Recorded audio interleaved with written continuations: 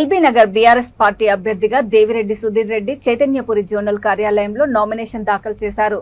వారి వెంట ఎమ్మెల్సీ యోగ్య మల్లేశం, సీనియర్ నాయకులు ముద్దగోని రామ్మోహన్ గౌడ్, మాజీ కార్పొరేటర్లు ఈశ్వరమ్మ యాదవ్, కొప్పుల విఠల్ రెడ్డి, గజ్జెల మధుసూదన్ రెడ్డి, ఆడాల రమేష్, వేమిరెడ్డి నరసింహారెడ్డి పాల్గొన్నారు.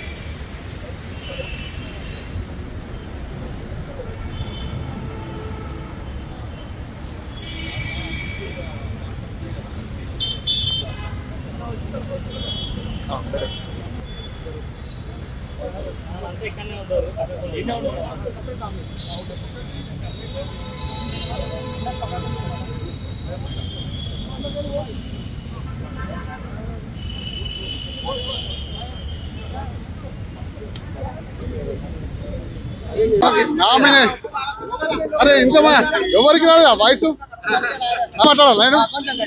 నామినేషన్ల ఘట్టం పూర్తయింది. బీఆర్ఎస్ పార్టీ శ్రేణులు గత 2 నెలలుగా క్షేత్రస్థాయిలో డోర్ టు డోర్ అనుకోని గడప గడపకండి ఆల్రెడీ కార్యకర్తల మీటింగ్ అయిపోయింది, కాలనీ సంక్షేమ సంఘాల మీటింగ్ అయింది, మహిళల మీటింగ్ అయిపోయింది, కుల సంఘాల మీటింగ్ అయిపోయింది, వృద్ధుల మీటింగ్ అయిపోయింది, యువకుల మీటింగ్ అయిపోయింది, మరి డోర్ టు డోర్ గడప గడపకు అయిపోయింది. అన్ని రకాల ప్రచారాలు దాదాపు పూర్తి అయినాయి. మళ్ళీ మూడో రౌండ్ డోర్ టు డోర్ కార్యక్రమం పండగ తర్వాత మొదలు పెడుతున్నాము. బీఆర్ఎస్ పార్టీ శ్రేణులు ఉత్తేజంగా ఉల్లాసంగా ఎంతో ఉత్సాహంగా పాల్గొంటున్నారు. ప్రజల నుంచి కూడా మంచి స్పందన వస్తుంది. కాబట్టి ఈ ప్రాంతంలో నేను అనేక కార్యక్రమాలు, అభివృద్ధి కార్యక్రమాలు చేసి నన్ను ఆశీర్వదించమని చెప్పి ప్రజలను కోరుతుంటూ మరి ఇతర పార్టీల నుంచి వచ్చిన నాయకుల సంగతి కూడా ప్రజలకు ఒకసారి చెప్పదలుచుకున్నా. ముఖ్యంగా కాంగ్రెస్ పార్టీ, భారతీయ జనతా పార్టీ నాయకుల యొక్క చరిత్ర యూట్యూబ్లో కొడితే మీకు వస్తుంది. ఈయన మీద ఒక 420 కేసు బుక్ అయింది, ఆయన మీద ఒక 420 కేసు బుక్ అయినాయి.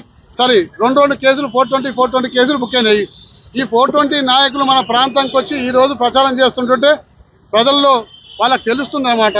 కాబట్టి ఇటువంటి నాయకులు దరిచేరనీయకుండా అని చెప్పి ప్రజలకు